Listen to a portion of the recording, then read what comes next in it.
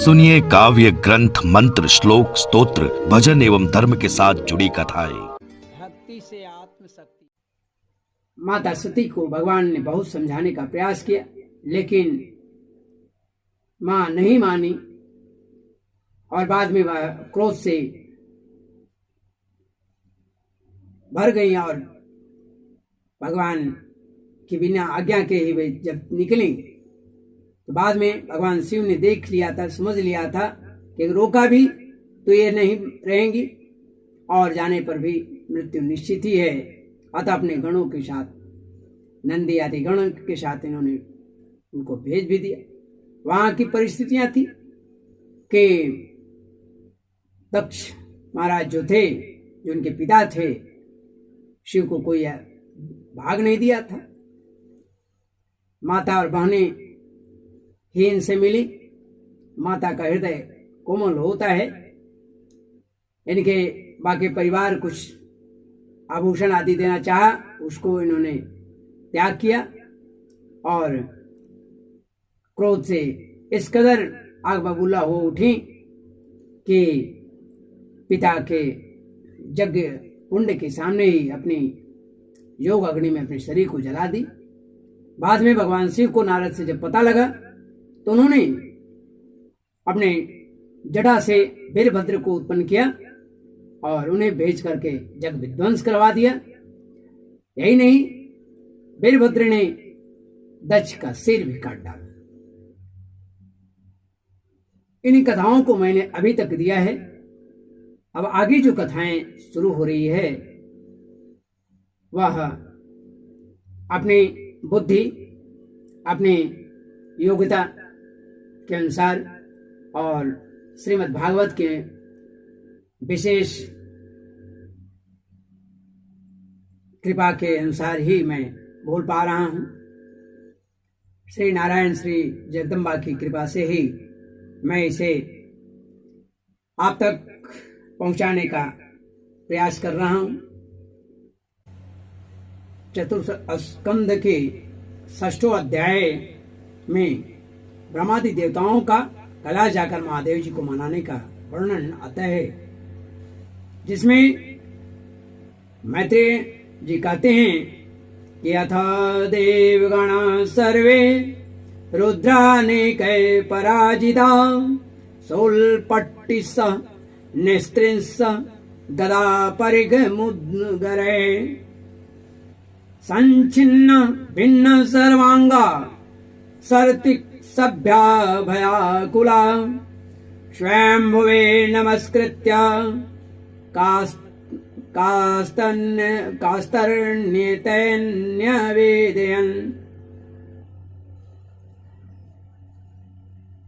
विदुर जी, इस प्रकार जब रुद्र के सेवकों ने समस्त देवताओं को हरा दिया और उनके संपूर्ण अंग प्रत्यंग भूत प्रेतों के त्रिशूल, पट्टिस, खड़ग, गदा, परिग और मुग्दर आदि आयुधों से जब छिन्न भिन्न हो गया, तब वे ऋत्वज और सदस्यों के सहित बहुत ही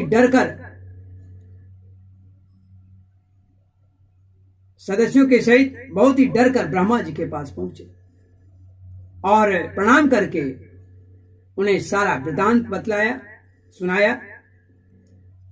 भगवान ब्रह्मा जी और सर्वांतर्यामी जो श्री नारायण हैं, पहले से ही इस भावी उत्पात को अच्छी तरह जानते थे। ऐसे से वे दक्ष के यज्ञ में नहीं गए थे। जब देवताओं के मुख से वहां की सारी बात सुनकर उन्होंने कहा,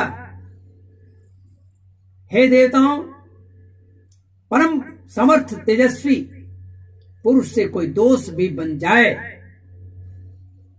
तो भी उसके बदले में अपराध करने वाले मनुष्य का भला नहीं हो सकता है। ध्यान देने वाली बात है, गौर से ध्यान रखेंगे कि अगर परम तेजस्वी पुरुष से कोई दोष भी अगर बन जाता है तो भी उससे के बदले में अपराध करने वाले मनुष्य को भला नहीं होता है।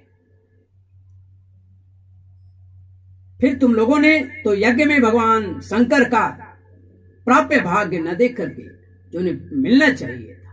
उन भागों को न दे करके उनका बड़ा भारी अपराध किया है।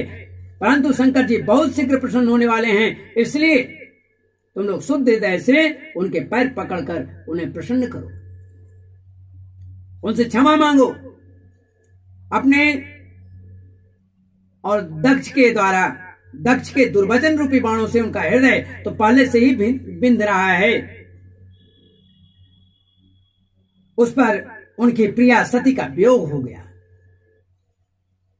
इसलिए यदि तुम लोग कल्याण चाहते हो, यदि तुम लोग चाहते हो कि वह यज्ञ फिर से आरंभ होकर पूर्ण हो, तो पहले जल्दी जाकर उनसे अपने अपराधों के लिए क्षमा मांगो, नहीं तो उनके कुपित होने पर लोकपालों के सहित इस समस्त लोक का इनका भी नाश हो जाएगा।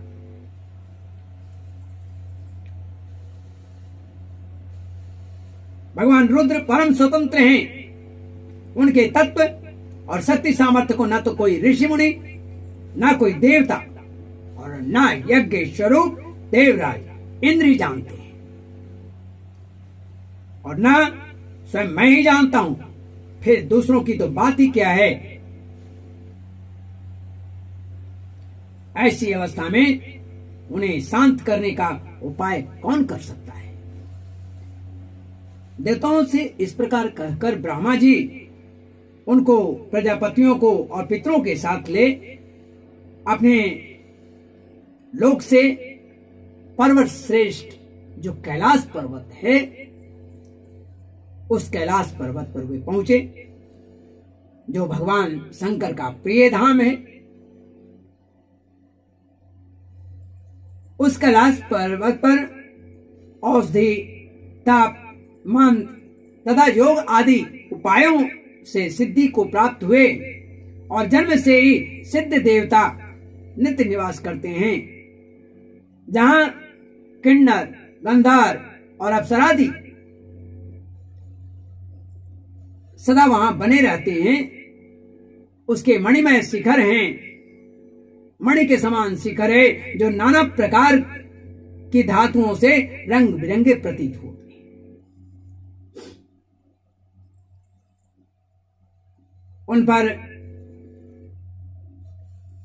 उस पर अर्थात उस कैलाश पर्वत पर अनेकों प्रकार के वृक्ष, लता, गुलमादि छाए रहते हैं। भिन्न भिन्न प्रकार के पक्षियां,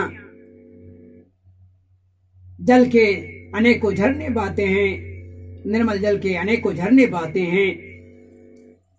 झुंड के झुंड जंगली पशु विचरते हैं और बहुत सी गहरी कंदरा, गहरी घाटियां, ऊंचे ऊंचे शिखर के कारण वह पर्वत अपने प्रीतम के साथ, क्षमा करेंगे, बहुत सी गहरी कंदराएं, ऊंची शिखरों के कारण वह पर्वत अपने प्रियतमों के साथ विहार करते हुए सिद्ध पत्नियों का क्रीड़ा स्थल बना हुआ है।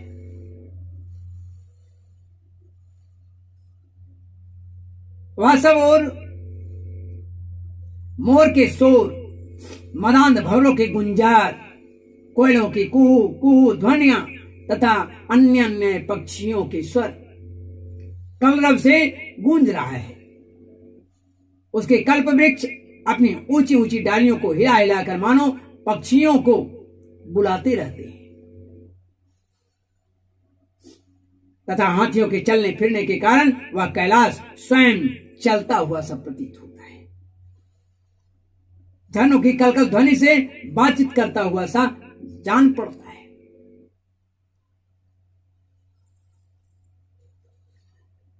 वहां बहुत तरह की चीजें पाए जाते हैं, बहुत तरह के वृक्ष, फूल आदि पाए जाते हैं। मंदार, पारिजात, सरल, तमाल, साग, ताड़, कचनार, आसन और अर्जुन के वृक्षों से वह पर्वत बड़ा ही सुहावना जान पड़ता है, बड़ा ही रमणीय जान पड़ता है। आम, कदम, नीम, नाग, पुन्नाग, चंपा, गुलाब, अशोक, मौलसिरी, कुंद, कुर्बक, सुनहरे, सतपत्र, कमल, इलायची और मालती की मनोहर लताएं तथा कुब्बस, मोगरा और माधवी की बेलों को भी वहां पाए जाते हैं, यानी उनकी शोभाएं बढ़ाती है। वृक्षों में और भी कई तरह के वृक्ष हैं जो फलदार हैं, जैसे कटहल, गुलर, पीपर, पाकर, बड़, गुगुल, भोज वृक्ष, औषध जाति के पेड़, केले आदि, जो फल आने के बाद काट दिए जाते हैं।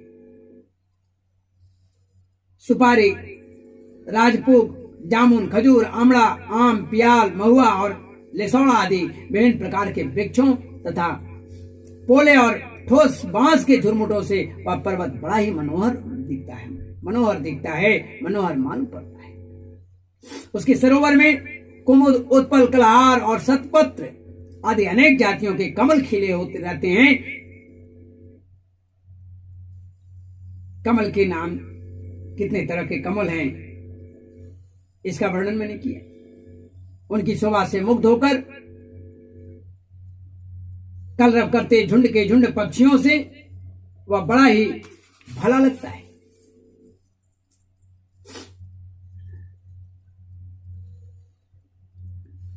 मृगे शाखा मृगे क्रोडे मृगेन्द्रैर्वृक्षशाल्यके गवये सर्वैर्व्याघ्रे रुरुभिरे महिषादिवि। जहां तहां हरिण, बानर, सुअर, सिंह, रीछ, साई, नीलगाय, सरब, बाघ, कृष्णमेघ, भैंस, कर्णांत, एक पद, अश्वमुख, भेड़िए और कस्तूरी मृग घूमते रहते हैं। जानवरों के नाम बहुत जल्दी नहीं आता हो। जंगली जानवर में और भी कई नाम ऐसे हैं जिसे मैं भागवत के अनुसार बोले जा रहा हूं। तथा वहां के सरोवर के तट केलों की पंक्तियों से घिरे होने के कारण बड़ा ही शोभा पाते हैं। उनके चारों ओर नंदा नाम की नदी बहती रहती है, जिसका पवित्र जल देवी सती के स्नान से और भी पवित्र हो गया है, सुगंधित हो गया है। भगवान भूतनाथ के निवास स्थान उस कैलाश पर्वत की ऐसी रमणीयता देखकर देवताओं को बड़ा आश्चर्य हुआ। वहां उन्होंने अलका नाम की एक सुरम्य पूरी और सुगंधित वन देखा, जिसमें सर्वत्र सुगंध फैलाने वाले सौगंधी नाम के कमल खिले हुए थे।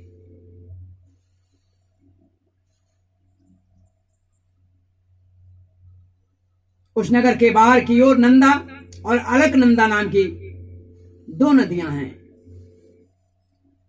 वे तीर्थपाद श्री हरि की चरण रज के संजोग से अत्यंत पवित्र हो गई है।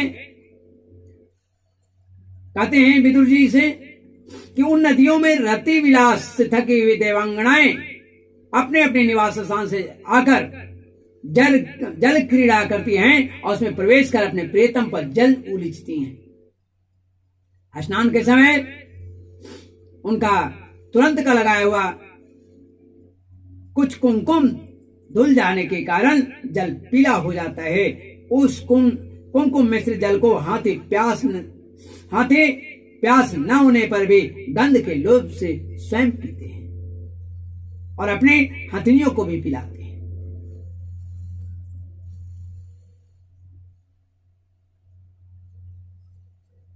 अलकापुरी पर चांदी, सोने और बहुमूल्य मणियों के सैकड़ों विमान छाए हुए हैं, जिन्होंने अनेक यक्ष पत्नियां निवास करती थीं।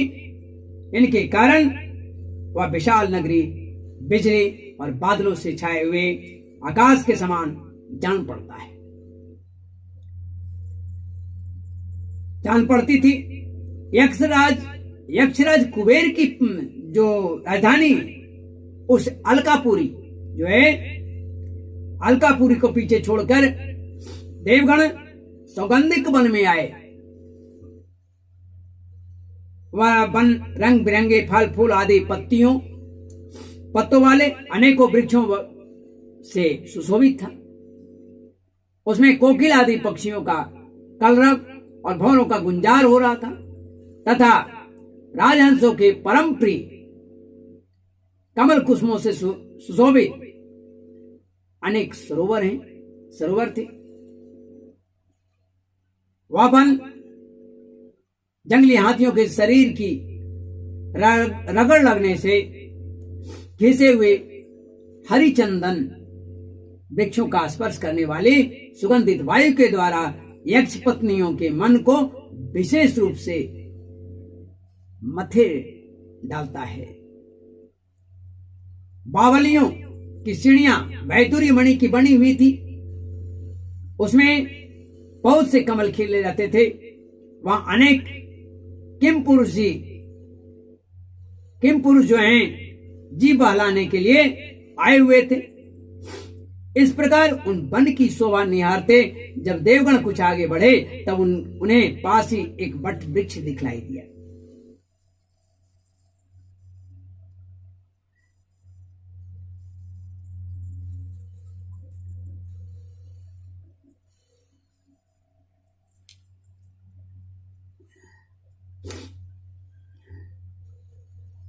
वह वृक्ष बहुत छोटा नहीं, सामान्य वृक्षों की तरह नहीं था। 100 योजन ऊंचा था तथा उसकी शाखाएं 75 योजन तक फैली हुई थी। उसके चारों ओर सर्वदा अविचल छाया बनी रहती थी, इसलिए घास का कष्ट, घाम का, धूप का जो कष्ट होता है वो वहां नहीं पता लगता है तथा उसमें कोई घोंसला भी नहीं था। उस महायोगमय और मुक्षुओं के आश्रय भूत वृक्ष के नीचे देवताओं ने भगवान शंकर को विराजमान देखा। वे साक्षात क्रोधहीन काल के समान जान पड़ते थे। भगवान भूतनाथ का श्रीअंग बड़ा ही शांत था। सनंदादि शांत सिद्धगण और सखा यक्ष राक्षसों के स्वामी कुबेर उनकी सेवा कर रहे थे। जगतपति महादेव, जगत गुरु भगवान महादेव सारे संसार के सुहृद हैं, भला करने वाले हैं, अश्नेय सबका कल्याण करने वाले हैं। जो उनके शरण में पहुंचता है उनकी सदा ही रक्षा करते हैं। वे भगवान महादेव लोकहित के लिए ही उपासना, चित्त की एकाग्रता और समाधि आदि साधनों का आचरण करते रहते हैं। संध्याकालीन मेघ की सी कांति वाले शरीर पर तपस्वियों के अभिष्ट चिन्ह, भस्म, दंड, जटा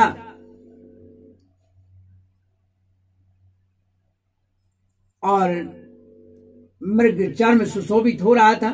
कुश मस्तक पर चंद्रकला धारण किए हुए, चंद्रमा को धारण किए एक कुशासन पर बैठे हुए थे। अनेकों साधु श्रोताओं के पास, साधु श्रोताओं के बीच में नारद जी के पूछने से सनातन ब्रह्म का उपदेश कर रहे थे।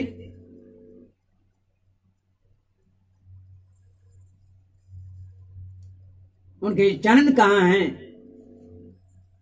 भगवान शिव के चरण कहाँ रखे गए हैं? रखे हुए हैं भगवान शिव। तो कृतोराव दक्षिणे सभ्यम पाद पद्मं च जानुनि बाहु प्रकोष्ठे क्षमालामाशीणं तर्कमुद्रया।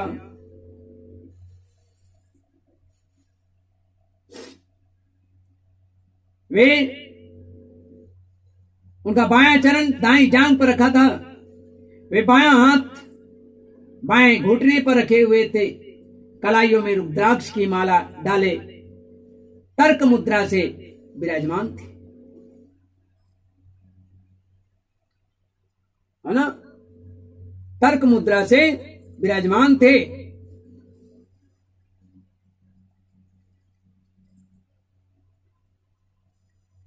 ये भाग, ये तर्क मुद्रा है, इसे हम तर्क मुद्रा कहते हैं। ये तर्क मुद्रा से,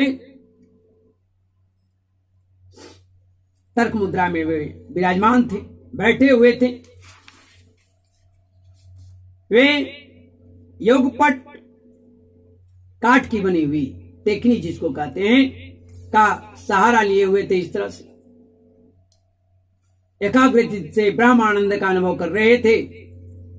लोकपालों के सहित समस्त मुनियों ने मननशीलता सर्वश्रेष्ठ भगवान शंकर को हाथ जोड़कर, क्षमा करेंगे, मननशीलों में सर्वश्रेष्ठ जो हैं भगवान शंकर, उनको हाथ जोड़कर प्रणाम किया। यद्यपि समस्त देवता और दैत्यों के अधिपति श्री महादेव जी के चरण कमलों की वंदना करते हैं, तथापि वे ब्रह्मा जी को अपने स्थान पर आया देख तुरंत उठकर खड़े हो गए। जैसे वामनावतार में परम पूज्य विष्णु भगवान कश्यप जी की वंदना करते हैं, उसी प्रकार सिर झुकाकर उन्होंने प्रणाम किया।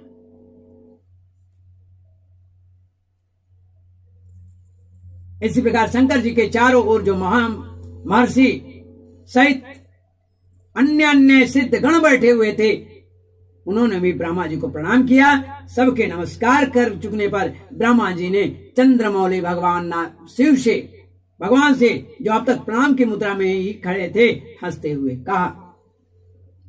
ब्रह्मा जी ने क्या कहा? जाने त्वमीशं विश्वस्य जगतो योनि विजयो शक्ते शिवस्य च परम यत्तद् ब्रह्म निरन्तरम् त्वमेवं भगवन् नेतच्छि वा सत्यो स्वरूपयो विश्वं सृजसि पास्यसि क्रीडन्नूर्न पटो यथा। देव, ब्रह्मा जी ने कहा कि हे देव, मैं जानता हूं कि आप संपूर्ण जगत के स्वामी हैं, क्योंकि विश्व की योनि शक्ति अर्थात प्रकृति, योनि शक्ति अर्थात प्रकृति, और उसके बीज शिव अर्थात पुरुष से परे जो एक रस ब्रह्म है, पर ब्रह्म है, वह आप ही है। भगवान, आप मकड़ी के समान ही अपने स्वरूप भूत शिव शक्ति के रूप में क्रीड़ा करते हुए लीला से ही संसार की रचना, पालन और संहार करते हैं। आपने ही धर्म और अर्थ की प्राप्ति कराने वाले वेद की रक्षा के लिए दक्ष को निमित्त बनाकर यज्ञ को प्रकट किया है। आपकी बांधी हुई ये वर्णाश्रम की मर्यादा है, जिनका नियमनिष्ठ ब्राह्मण श्रद्धापूर्वक पालन करते हैं। मंगलमय महेश्वर, आप शुभ कर्म करने वालों को स्वर्गलोक अथवा मोक्ष प्रदान करते हैं तथा पाप कर्म करने वालों को घोर नरकों में डाल देते हैं। फिर भी किसी किसी व्यक्ति के लिए इन कर्मों का फल उल्टा कैसे हो जाता है? न वै सतां त्वच्चरणार्पितात्मनां भूतेषु सर्वेषु विपश्यतां तव भूतानि चात्मन् पृथग् दिदृक्षतां प्रायेण रोषो विभवेद्यथा पशुं। जो महानुभाव आपके चरणों में अपने को समर्पित कर देते हैं और जो समस्त प्राणियों में आपका ही झांकी करते हैं, आपको ही देखते हैं, समस्त जीवों को अभेद्य दृष्टि से आत्मा में ही देखते हैं, वे पशुओं के समान प्रायः क्रोध के अधीन नहीं होते। जो लोग भेद बुद्धि होने के कारण कर्मों में ही आ सकते हैं, जिनकी नीयत अच्छी नहीं है, दूसरों की उन्नति देखकर जिनका चित्त रात दिन कुड़ा करता है, और जो मनमेदी अज्ञानी अपने दुर्वचनों से दूसरों का चित्त दुखाया करते हैं, आप जैसे महापुरुषों के लिए उन्हें भी मारना उचित नहीं है, क्योंकि वे बेचारे तो विधाता के ही मारे हुए हैं।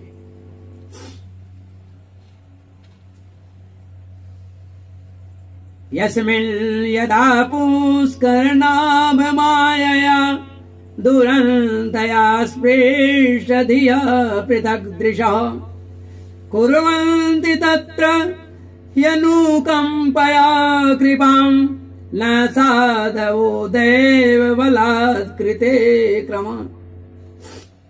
देवदेव भगवान कमलनाभ की प्रबल माया से मोहित हो जाने के कारण यदि किसी पुरुष की कभी किसी स्थान में भेद बुद्धि होती है तो भी साधु पुरुष अपने परम दुख कातर स्वभाव के कारण उस पर कृपा ही करते हैं। दैवश जो कुछ हो जाता है वे उसे रोकने का प्रयत्न नहीं करते। हे प्रभु, आप सर्वज्ञ हैं, परम पुरुष हैं। भगवान की दुस्तर माया ने आपकी बुद्धि स्पर्श भी नहीं किया है, अतः जिनका चित्त उसके वंशीभूत होकर कर्म मार्ग में आसक्त हो रहा है उसके द्वारा अपराध बन जाए तो भी उन पर आपको कृपा ही करनी चाहिए। हे भगवान, आप सबके मूल हैं, आप ही संपूर्ण यज्ञों का पूर्ण करने वाले हैं। यज्ञ भाग पाने का भी आपको पूरा अधिकार है, फिर भी इस दक्ष यज्ञ के बुद्धिहीन याजकों ने आपको यज्ञ भाग नहीं दिया, इससे यह आपके द्वारा विध्वस्त हुआ है, ध्वस्त हो गया है। अब आप इस अपूर्ण यज्ञ का पुनरुद्धार करने की कृपा करें। प्रभु, ऐसा कीजिए जिससे यजमान दक्ष फिर जी उठे, भग देवता को नेत्र मिल जाए, भृगु जी के दाढ़ी मूछ आ जाए और पूषा के पाले के ही समान दांत निकल आए।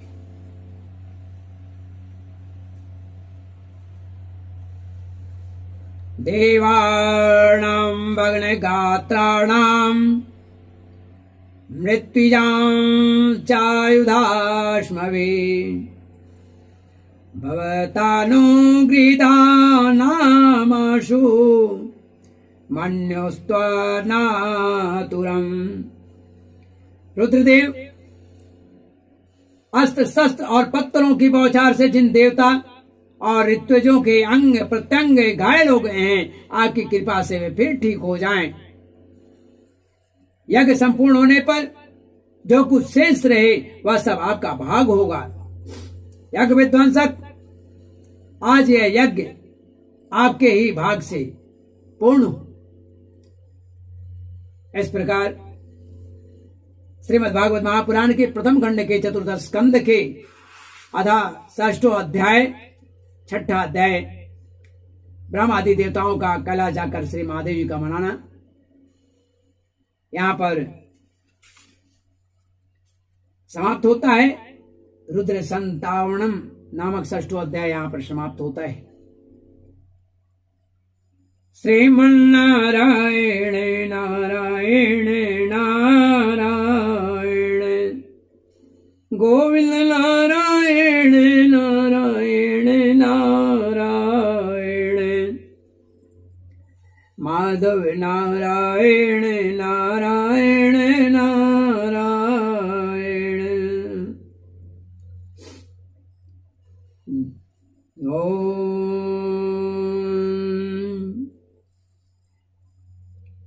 श्रीमद् भागवत महापुराण के प्रथम खंड के चतुर्थ स्कंद के अथा षष्ठ